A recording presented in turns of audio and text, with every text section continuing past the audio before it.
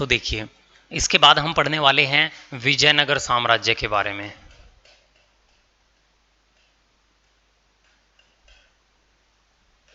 विजयनगर साम्राज्य हम पढ़ने वाले हैं विजयनगर साम्राज्य के बारे में।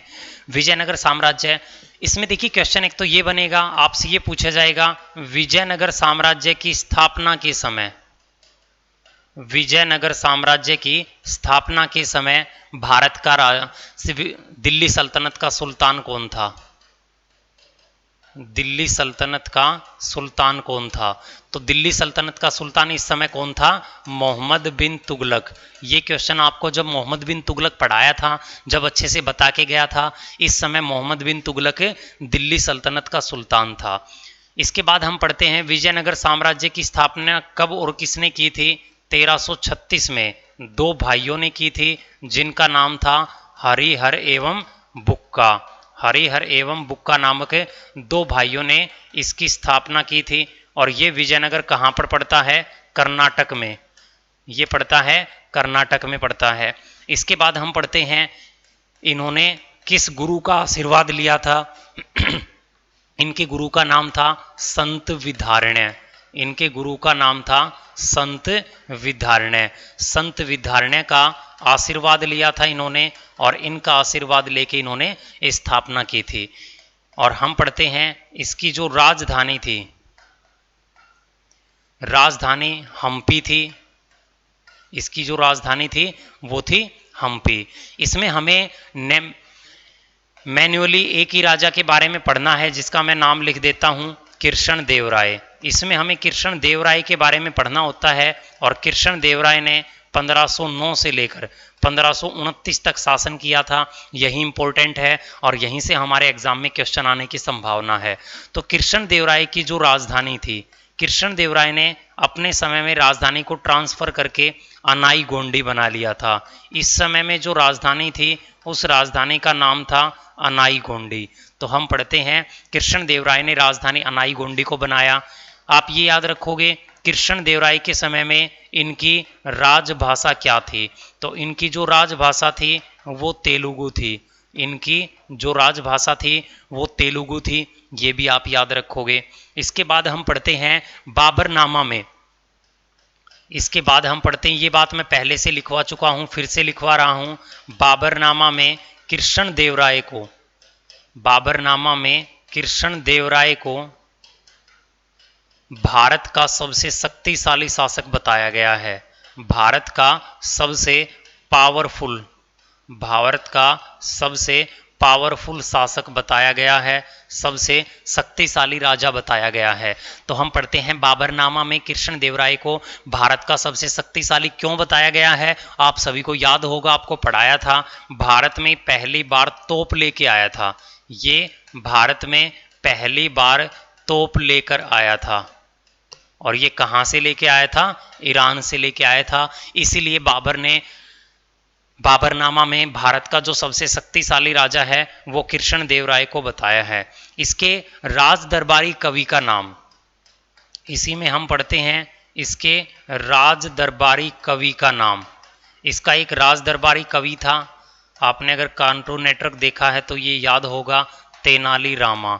इसका जो राज दरबारी कवि था उस कवि का क्या नाम था? तेनाली रामा। इसके बाद हम पढ़ते हैं इसके शासनकाल में, ये जरूर याद रख लेना, इसके शासनकाल में तेलुगु भाषा के 8 कवि रहते थे। तेलुगु भाषा के 8 कवि थे और इन 8 कवियों को क्या बोला जाता था? अष्टदिग्गज। इन 8 कवियों को क्या बोला जाता था? अष्टदिग्गज। तो हम पढ़ते हैं अष्टदिग्गज किसके शासनकाल में थे? कृष्ण देव राय। तो गौर से फिर से सुन लीजिए, नवरत्न किसके शासनकाल में? चंद्रगुप्त सेकंड और अकबर के में। अष्टप्रधान किसके शासनकाल में थे? शिवाजी के शासनकाल में। और याद रखेंगे अष्टदिग्गज किसके शासनकाल में थे? कृष्ण देव राय के शासनकाल में थे। इसके बाद हम पढ़ते हैं कृष्ण देव राय ने 2 पुस्तक लिखी थी, वही आपके एग्जाम में आई थी, HSSC कलरक के एग्जाम में। इसने 2 बुक लिखी थी। एक बुक का नाम था आमुक्त माल्याद, और यही बुक आपके एग्जाम में आई थी कलरक HSSC में। तो याद रखेंगे आमुक्त जो माल्याद बुक थी, ये इसने तेलुगु भाषा में लिखी थी। और इसने दूसरी जो बुक लिखी थी उसका नाम था जम्भावती कल्याणम। उस बुक का नाम था जम्भावती कल्याणम। दूसरी जो बुक थी उसका नाम था जम्भावती कल्याणम, और ये बुक इसने संस्कृत में लिखी थी। तो हम पढ़ते हैं दूसरी जो बुक थी वो संस्कृत में लिखी थी, और पहली बुक तेलुगु भाषा में। तो याद रखोगे इसने दो बुक लिखी थी, आमुक्त माल्याद और जम्भावती कल्याणम के नाम से, ये आपको इसमें याद रखनी है। इसके बाद हम पढ़ते हैं इसी में इसने कर्नाटक में 2 मंदिर बनवाए थे। तो हम पढ़ते हैं इसने कर्नाटक के अंदर 2 मंदिर बनवाए थे। 2 मंदिर भी बनवाए थे। कौन से? एक मंदिर इसने बनवाया था हजारा स्वामी मंदिर, हजारा स्वामी मंदिर, और एक मंदिर इसने बनवाया था विठल स्वामी मंदिर, विठल स्वामी मंदिर। तो आप याद रखोगे इसने ये 2 मंदिर बनवाए थे, हजारा मंदिर और विठल स्वामी मंदिर। ये इसने कर्नाटक में 2 मंदिर बनवाए थे। इसके बाद हम पढ़ते हैं इसी में कृष्ण देवराय के अंदर। देखिए कृष्ण देवराय के अंदर हम पढ़ते हैं जो विजयनगर साम्राज्य इसका लगभग एंड हो चुका था कृष्ण देवराय से। तो यही कुछ क्वेश्चन बने थे, बस एक युद्ध याद रख लेना। इस विजयनगर साम्राज्य में 1565 में एक युद्ध हुआ था, जिस युद्ध का नाम था तालीकोटा का युद्ध, जिसका नाम था बैटल ऑफ तालीकोटा। इस युद्ध के 2-3 नाम हैं। एक नाम है इसका राक्षसी तांगड़ी, इस युद्ध का नाम है राक्षसी तांगड़ी का युद्ध। इसी युद्ध का नाम है बन्नी हट्टी का युद्ध, इसी युद्ध का नाम है बन्नी हट्टी का युद्ध। और देखिए जो ये युद्ध था ये किस किस के बीच हुआ था। एक तरफ तो इस युद्ध में विजयनगर साम्राज्य था, एक तरफ तो इस युद्ध में विजयनगर साम्राज्य था,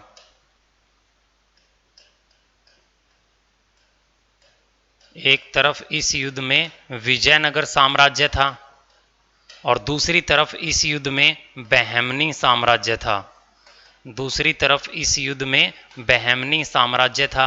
इसमें विजयनगर साम्राज्य की हार हुई और बहमनी साम्राज्य की सेनाओं की जीत हुई थी। और अब की बार जो ये विजयनगर साम्राज्य था ये लगभग खत्म कर दिया गया था। एक बार फिर से देख लीजिए, बोर्ड पे मैंने लिखा है इसने कर्नाटक में 2 मंदिर बनवाए, हजारा स्वामी का और विठल स्वामी का। इसके बाद 1565 में एक युद्ध हुआ था जो विजयनगर के पतन का कारण माना जाता है, जो तालीकोटा का युद्ध हुआ। इस तालीकोटा के युद्ध के 2-3 नाम हैं, एग्जाम में अलग अलग नाम से आ सकता है।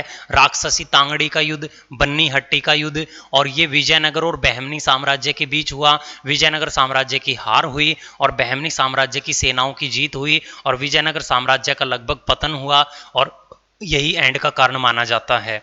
इसके बाद हम पढ़ते हैं बहमनी साम्राज्य के बारे में। तो नेक्स्ट स्लाइड लेते हैं और हम पढ़ते हैं बहमनी साम्राज्य के बारे में। तो देखिए बहमनी साम्राज्य, दिखाई नहीं देगा ये कलर तो आपको। तो हम पढ़ते हैं बहमनी साम्राज्य के बारे में।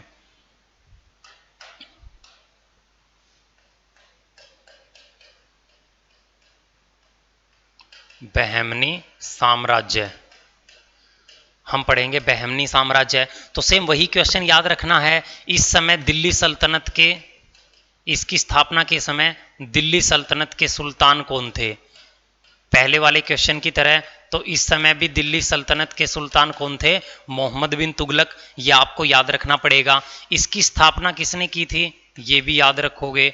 इसकी जो स्थापना थी वो की थी हसन गंगू ने। इस साम्राज्य की जो स्थापना थी वो हसन गंगू ने की थी। और हसन गंगू का रियल नेम कई बार पूछ लिया जाता है। हसन गंगू का वास्तविक नाम क्या था? अलाउद्दीन हसन बहमन। इसका रियल नेम था अलाउद्दीन हसन बहमन।